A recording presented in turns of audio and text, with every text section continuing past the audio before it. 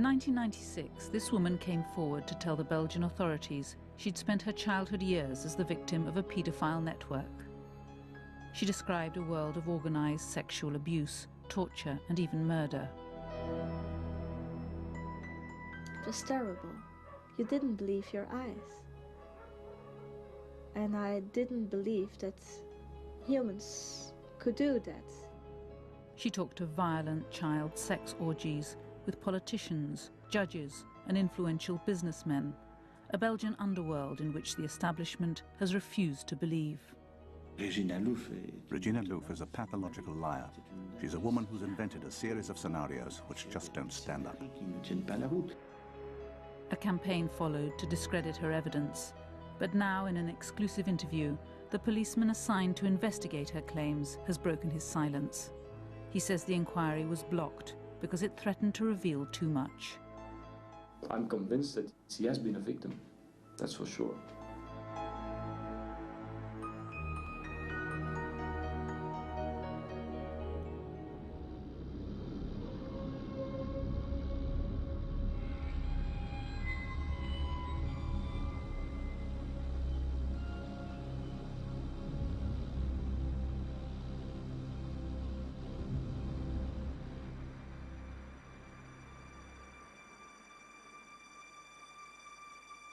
In June 1996, this Belgian slum revealed a bitter secret that would come to haunt the nation.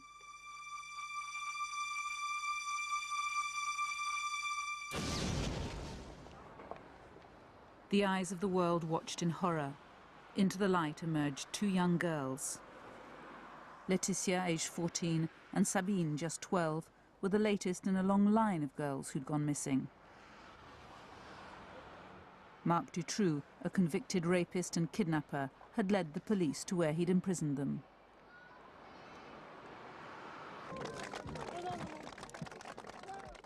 Relief swept Belgium as their tearful homecoming was caught on camera.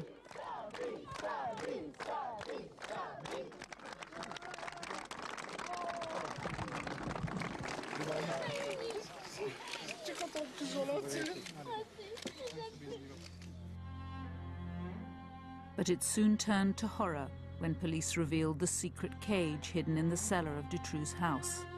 The girls had been kept here, drugged, and repeatedly raped.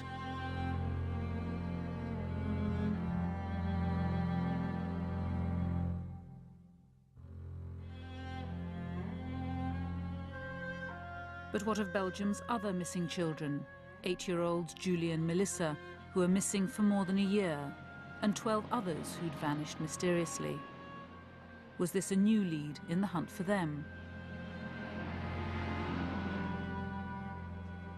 The hopes of their parents were soon dashed. Within days, Marc Dutroux led police to the site where the bodies of Julie Lejeune and Melissa Rousseau were buried. The parents were informed, but when the Rousseaus asked to see their daughter, Melissa, for the last time, they were refused. We begged, we were crying to see her.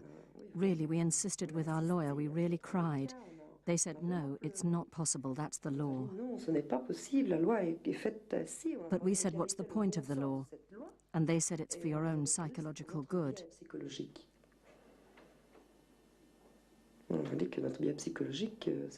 It's not up to them to know what's good for our psychological well-being.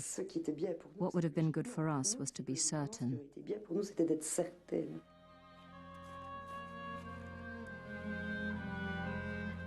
It's 6 years since the police unearthed the bodies of Julie and Melissa, buried in the garden of this house.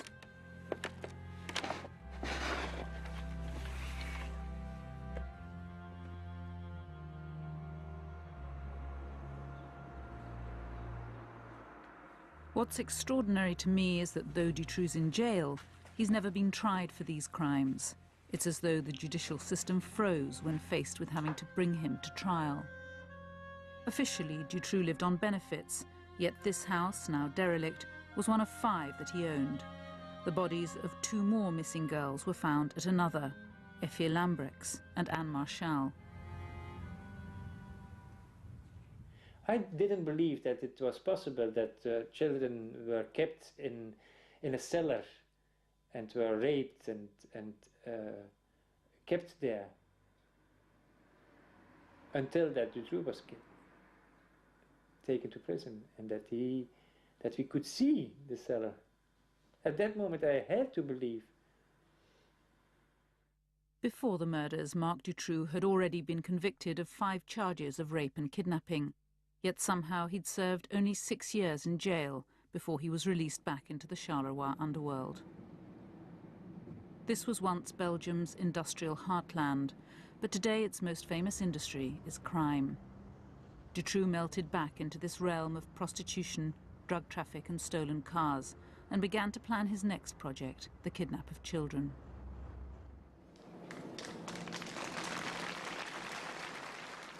For the parents now burying their murdered daughters after more than a year of fruitless searching, this was not the end of their nightmare.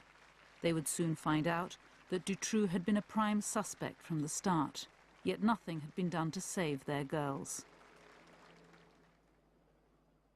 Melissa's father is still asking why his daughter was allowed to die. 10 days after the kidnapping of Julie and Melissa in '95, 3 witnesses said it was Dutroux who's kidnapping children. But they don't go looking for Julie and Melissa at his house straight after the kidnapping. It's inexplicable. And he continues to kidnap other children. They put a special surveillance unit to watch Dutroux, and he continues to kidnap children. It's inexplicable. The whole thing is inexplicable from start to finish.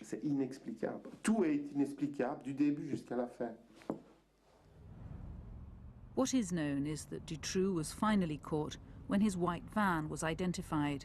It had been used to snatch a 6th girl miles away from his home patch.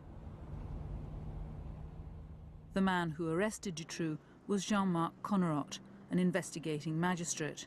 He became a national hero, uniquely respected by the parents of the murdered children. He is someone who wants to know the truth. You can feel it when you talk to him. You can feel that he wants to investigate, that he wants to have the truth. He is a very good magistrate. Conrad arrested Dutroux's associates. Among the first was Jean-Michel Nihoul. Nihoul and Dutroux had been seen at the site of the latest abduction the night before. They'd been in constant phone contact the day it happened. And the next day, Nihoul gave £10,000 worth of drugs to an accomplice of Dutroux. One witness claimed Nihoul had ordered a girl. Connerot knew Nihoul had influential friends. He suspected he was the brains behind a network supplying clients with children to abuse. It's a charge Nihoul denies. Connerot appealed to the public for information. When I saw him walking down the stairs, I thought that they knew everything about him. It was a shock. I thought, finally, they stopped him. Regina Louf was one of the first to come forward. She said that as a child, she'd been abused for many years in a paedophile network involving Nihoul and Dutroux. I remember Jean-Michel Nihoul as a very cruel man. He abused children in a very sadistic way. She says that at the age of 12, she was taken with other children to sex parties. And, she told investigators, Dutroux was there, working for Nihoul. Dutroux was a boy who brought drugs, cocaine and something like that to these parties, who brought some girls or watched girls on these parties.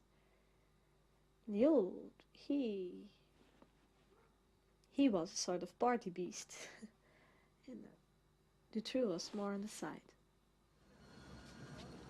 Nihoul denies he's ever met Regina Louf, but her stories never changed. Nihoul, she said, was one of those who organised the parties and invited the cream of Belgian society, judges, politicians and influential businessmen, in order to compromise them.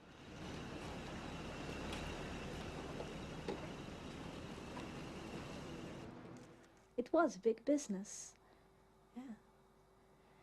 And it was very well organized, too. There's a lot of money going on there, and a lot of blackmail also. They had a lot of parties. They filmed it even. So yes, Yes, it exists. I know it sounds crazy. And I know that there is a big taboo on everything like that. But it exists, you know. Regina Louf's story was horrific, but her account of a violent paedophile underworld was by now reinforced by new witnesses, some of whom also named influential people. The investigation began. The witnesses' identities were protected. Each was given a code name beginning with X. Regina was X1. They went up to X9. Their testimonies became known as Belgium's X-Files.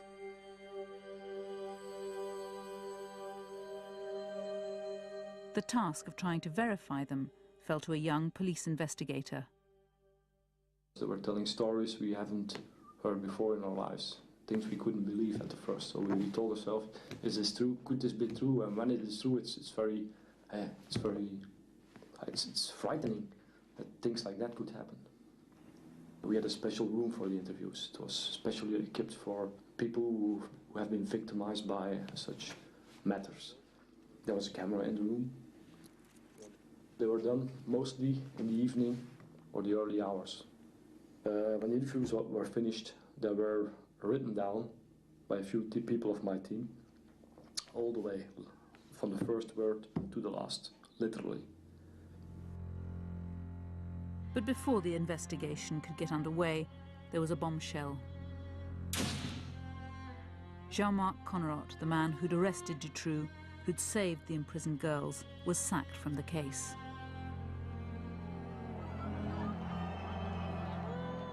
His removal caused a public outcry. Belgians lost faith in their judicial system. They descended on the Palace of Justice and accused the courts of colluding with the killers.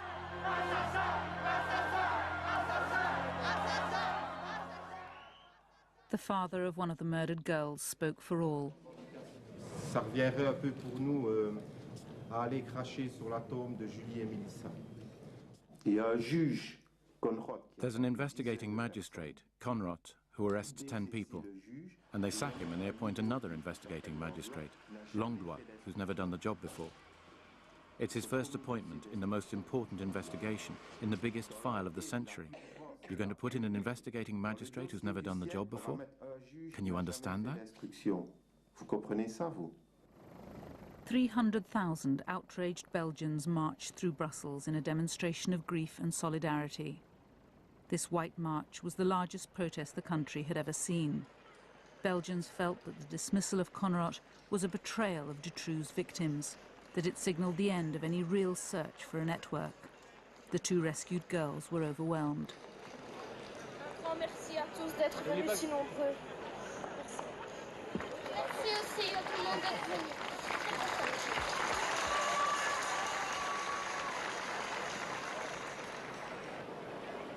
The country's highest legal authorities had removed the only judge in which the public had any faith because he'd attended a fundraising dinner for the families of missing children.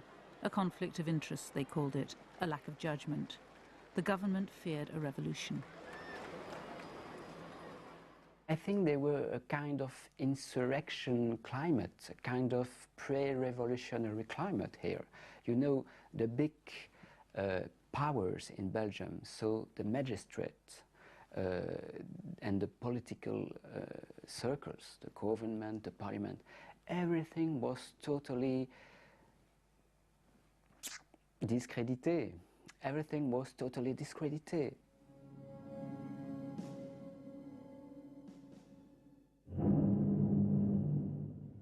No one knew what to believe anymore. Rumour and speculation spawned a variety of wild theories. He will instigate ultimate fear. A feature film suggested the whole affair was part of an extreme right-wing plot to destabilise the country. I'm very pleased, Victor. 300,000 idiots marching in Brussels. An ocean of white balloons. Magnificent. Pathetic and impressive at the same time. We really got them exactly where we want them.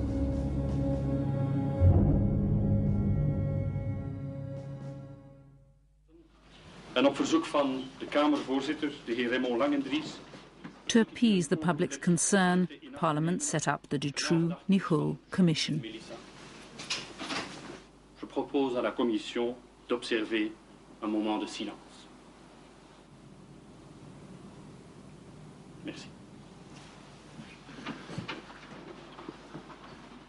As the pressure grew more and more, they decided in a kind of panic climate to create the commission because the political world had to try to find an answer. But what the commission revealed was incompetence that beggared belief. Police had been told of Dutroux's plans to make money by kidnapping children. They had his house under surveillance throughout the abductions. They even searched inside and heard the sound of children, but failed to find the dungeon. What it established beyond doubt was that the girls could have been saved. They had everything they needed to arrest Dutroux. That's the scandal of this affair. Dutroux was known. He had previous form. They had valid intelligence that he'd built the hiding place in the cellar for the little girls. There was information from Charleroi that the children could be at the house. But when the Parliamentary Commission began to ask why, was it incompetence or had someone in authority protected Dutroux, cooperation with their investigation stopped. It was completely sabotaged to the point that all the work they did has been locked away in archives for 30 years. It was Parliament that voted that on itself. Can you imagine?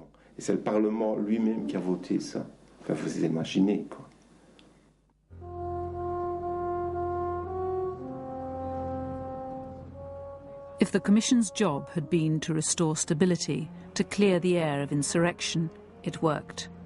The danger to Belgium's establishment was over. But there was still no answer to the most important question. Was the catalogue of failures pure incompetence, or had Dutroux and his friends enjoyed protection? Were they protected? On the question of protection, we didn't discover much, unless you count the best protection that Dutroux could have had. And that's the incompetence of Belgium's police and judicial system. But Jean-Michel Nichoul, the man suspected of hiring Dutroux to kidnap children, was released from jail after just 5 months. It's still unclear if he'll ever come to trial, and some members of the Commission remain convinced he is protected.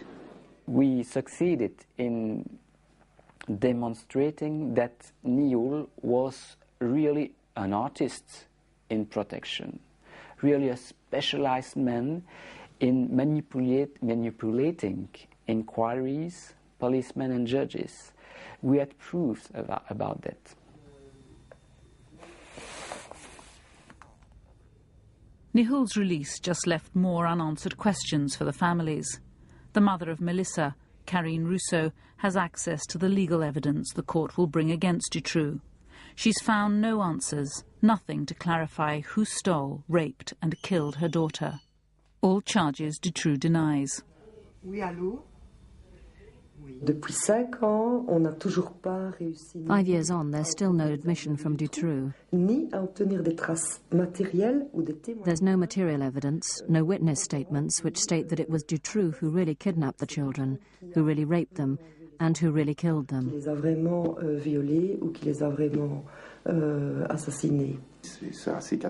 It's a catastrophe because nothing is any more clear today. Nothing is clear. The parents suspect Dutroux was not acting alone, that others were involved in abducting and hiding the girls. When he was briefly imprisoned for car theft in November 1995, Dutroux claims to have left the girls in his cellar, in this specially constructed cage with a little food and water. On his release, after nearly 4 months, Dutroux claims he found the children barely alive, that he tried to save them, but they died in his arms. But for the Rousseaus, this story can't be true.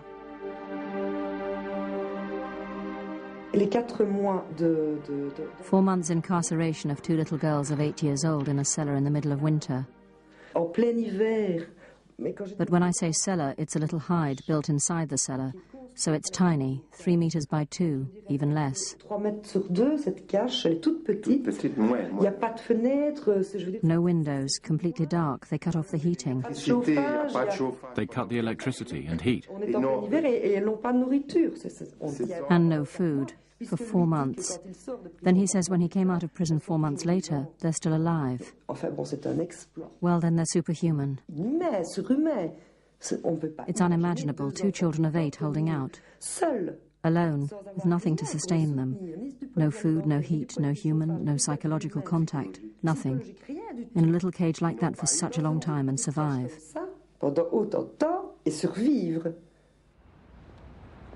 So how did they survive so long? Did someone else keep them alive?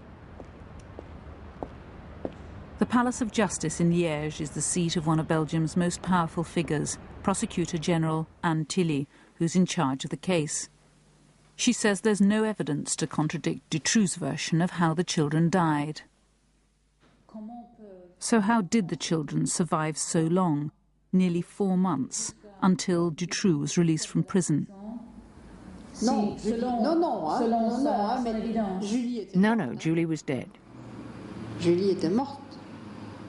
Melissa was nearly dead, and then she died. I think it was the next day. But Melissa, how could she have survived nearly 4 months? Survive in what condition? In a lamentable state. She was so weak she could not get up. That's according to Dutroux, of course. No one else was there.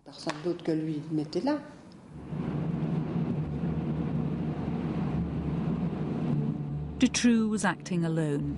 This is the mantra repeated again and again in Belgium, with a certitude that for the victims' parents is inexplicable. They believe that investigators have blocked every lead, rejected every clue which would reveal that Dutroux was kidnapping girls for someone else. Most painful, perhaps, is the autopsy report which shows Melissa had been repeatedly raped about 2 weeks before her death, while Dutroux was in jail. So who raped this child? Dutroux denies he raped the girls. But isn't it simple to find out if Dutroux raped them or someone else, scientifically? Normally, yes. In principle, yes. But in fact, the most elementary scientific tests, like DNA tests, the traces of the culprit on the body of the child, were just not done.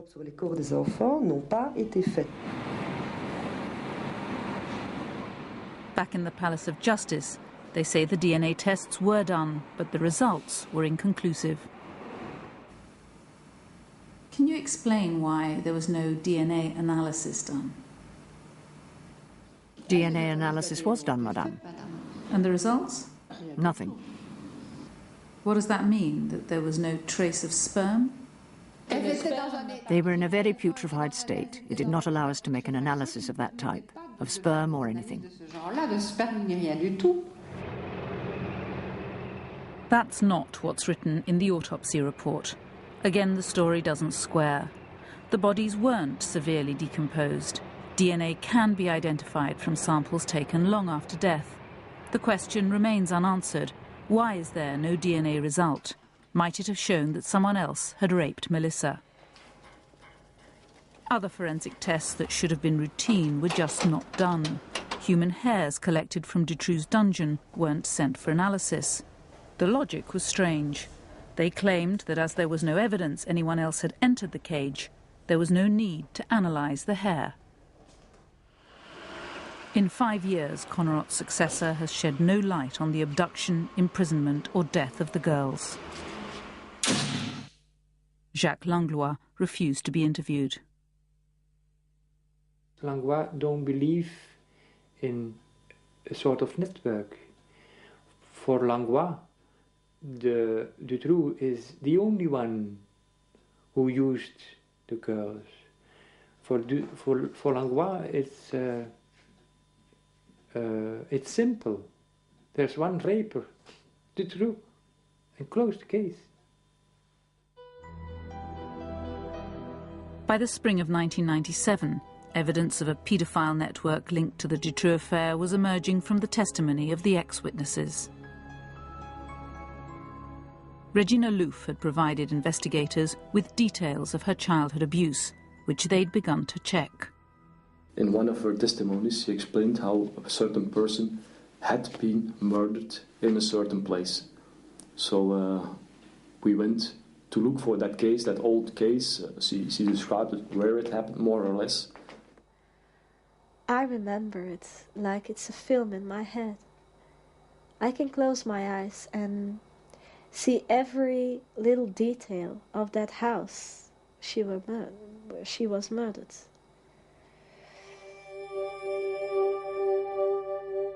Regina Louf described a house where in 1984 she said she saw the torture and murder of a young girl. The house was connected to an underground mushroom farm. The building has since been demolished, but Rudy Hoskin's team identified it and matched Regina's story to an unsolved murder, that of 15-year-old Christine Van Hees. She gave us some details that made us think that it's impossible to give without having been there at that place, or without having lived that, in the way the body was found at that time and the way she described the person was killed. There are some things that were similar. It was a sort of bondage, so her legs and her hands and her throat were connected with the same rope, and when she moved, she strangled herself, yeah.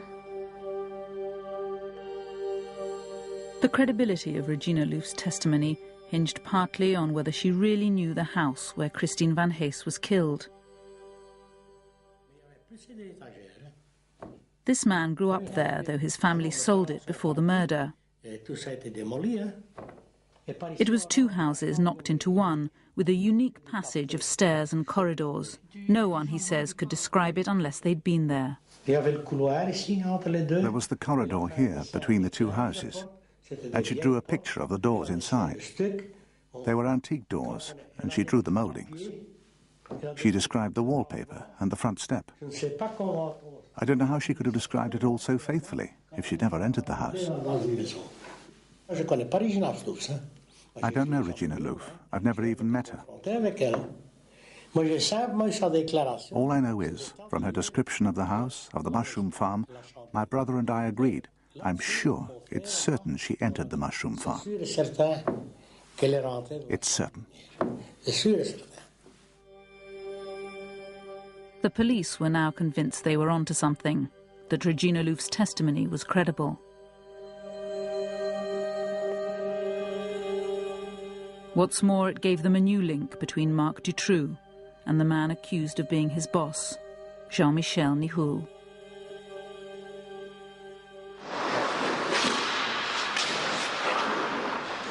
In the year before her death, Christine Van Hees was a regular visitor to the Brussels ice rink, where Marc Dutroux also went.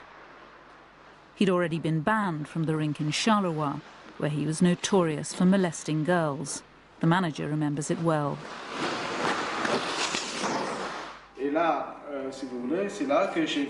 And then I saw him with a young girl who was up against the lockers like this. And Dutroux, who was in front of her with his hands all over her, like this.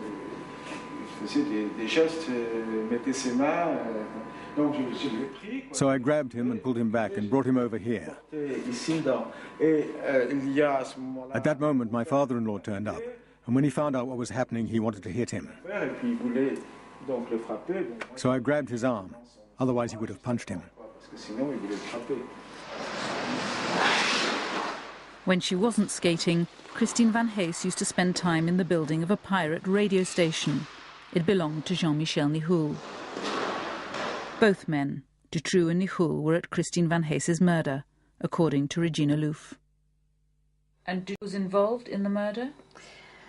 He watched it, and he didn't do anything, and so he abused her that night. So, yes, he was involved. How many people were there? I still don't know for sure, but around 8. Nihoul, Dutroux, and a lot of others. So, but everybody except Dutroux is free. Nihoul denied it, but her testimony was dynamite. If true, It meant Dutroux and Nichoul were linked with another murder. But then, out of the blue, the investigation was stopped. We received a message that we couldn't investigate anymore, just like that. We were sent home. Just like that. Without an explanation. Because our work hasn't been done all right. Very strange. Why were you taken off this case? I wish I knew. Perhaps we were touching something we couldn't touch. Some people say this, we didn't have to prove at that moment to say things like that. But perhaps we were coming closer to some things, yeah, perhaps. Like what things? I don't know, something Belgium or the world shouldn't know about. Patrick de Batz, the head of Hosken's team, had been one of Belgium's most respected police investigators. It was he who'd taken Regina's testimony. Now he too was sent home, accused of manipulating her evidence. Patrick de Batz, who questioned her, was accused of planting some of the information so that she would reproduce it. You watched that investigation. Was that true? No, no way. No way.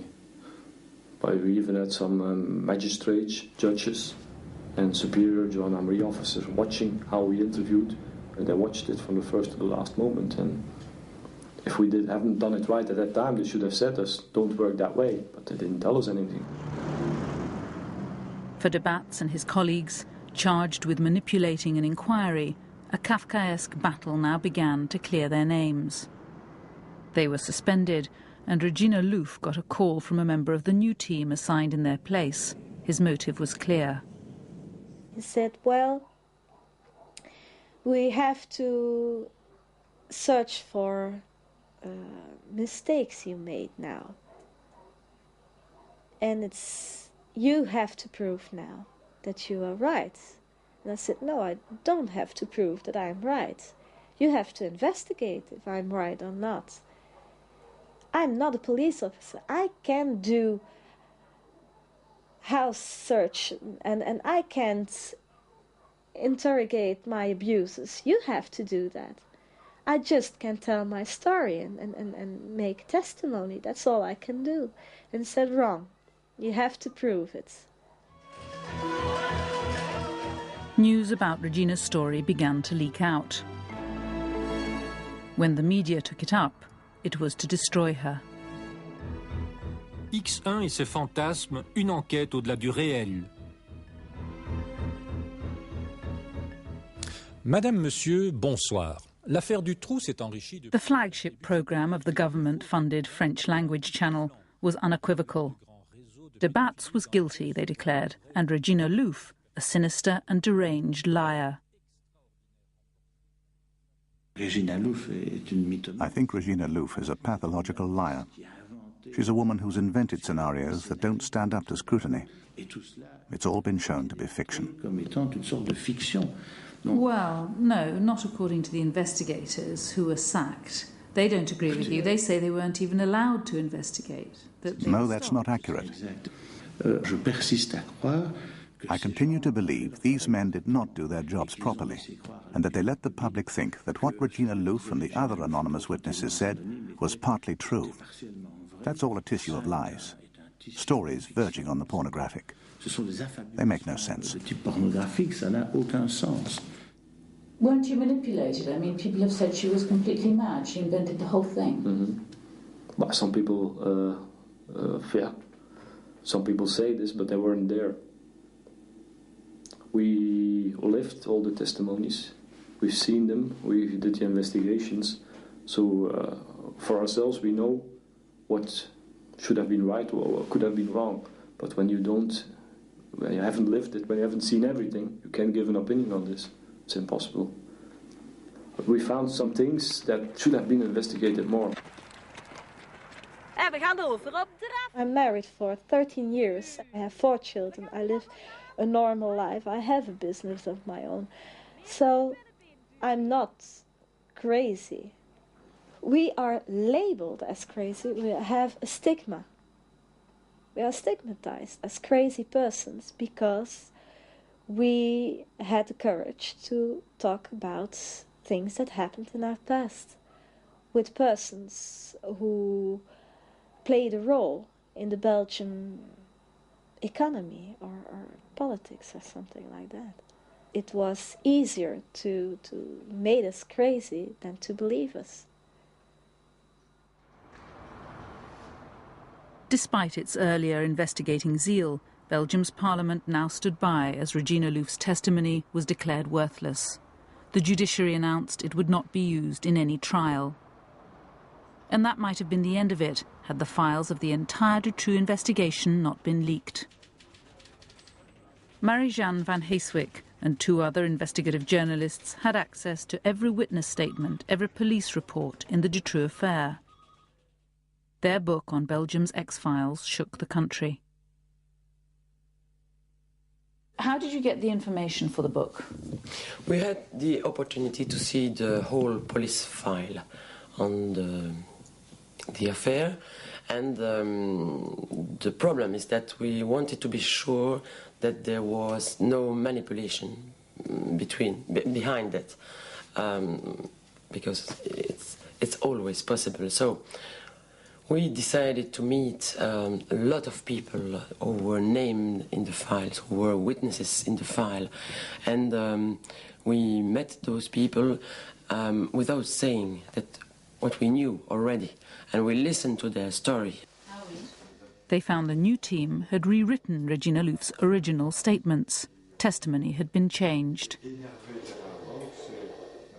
We began to check it, and we began to read again all the questioning of Regina Louf to see how they did that, they rewrite that.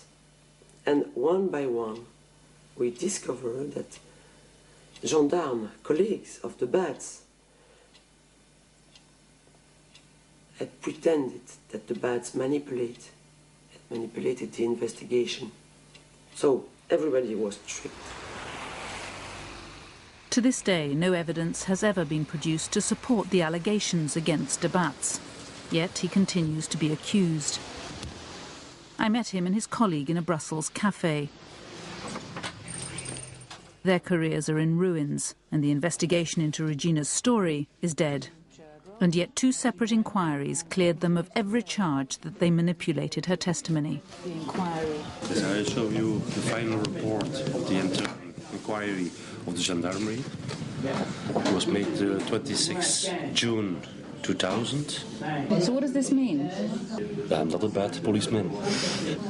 But now that's cleared you, you face new charges, new allegations, new accusations against you. I'm not afraid of that, because I know the conclusions will be the same.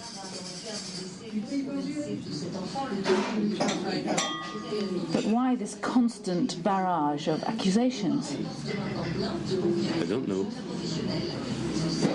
I can imagination things, but I can't explain them. For 6 years, the parents of the murdered girls have grappled with the inexplicable.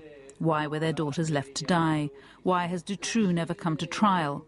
And why has every lead that might have revealed a network behind Dutroux been blocked or ignored? But Belgium's lost interest in their struggle.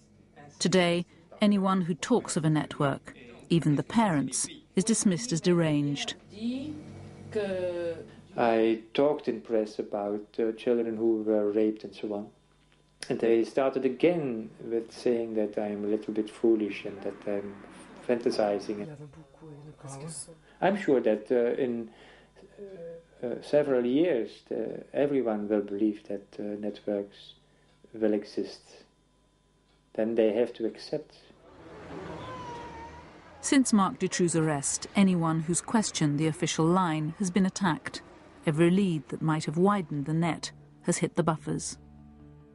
Dutroux, meanwhile, has sat in jail, but outside, in the shadowy circles in which he moved, potential witnesses in the Dutroux affair have died in strange ways.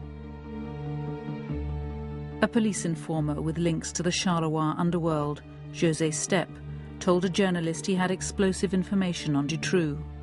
2 days before they were due to meet, he died. His family believes he was poisoned. Jean-Paul Tamineau was up to his neck in the Charleroi underworld of stolen cars and prostitution. He was summoned to see the Charleroi police and disappeared. The day of Dutroux's arrest, his foot was fished out of the canal. It's quite a coincidence that they died just before they want to testify, you know? That's strange. Social worker Gina Pardens worked with abused children. She'd identified the paedophile members of a pornography ring who'd threatened her. When she reported the threats to the police, she was killed in an unexplained car crash. Francois Raiskens told a friend he'd seen one of the missing girls, Melissa, alive in Holland. Before he could tell the police, his body was found crushed on the railway line.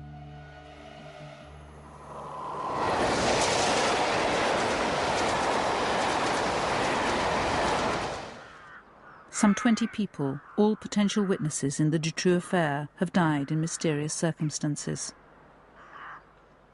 I survived it all. I don't know why, but I survived my abuses. I survived my testimony just because I said it all. Why kill me now, you know? I'm mad.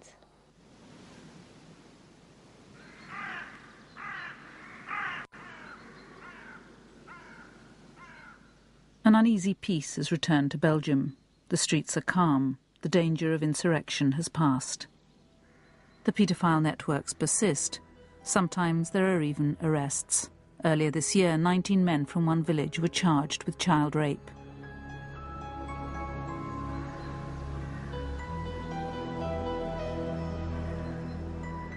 But the Dutroux affair has paralysed Belgium's judiciary.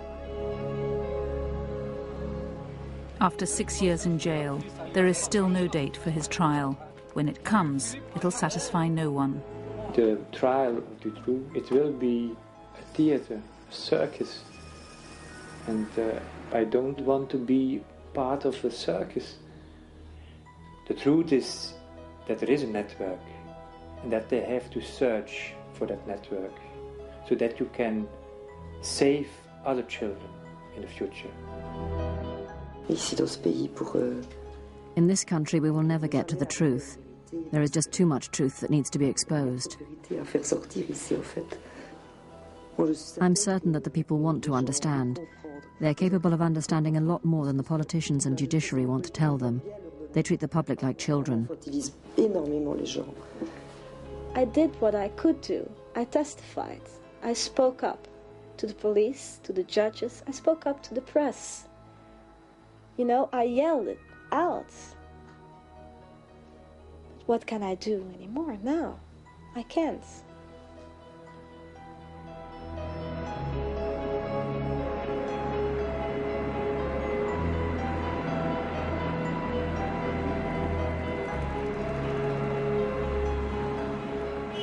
Children continue to go missing in Belgium.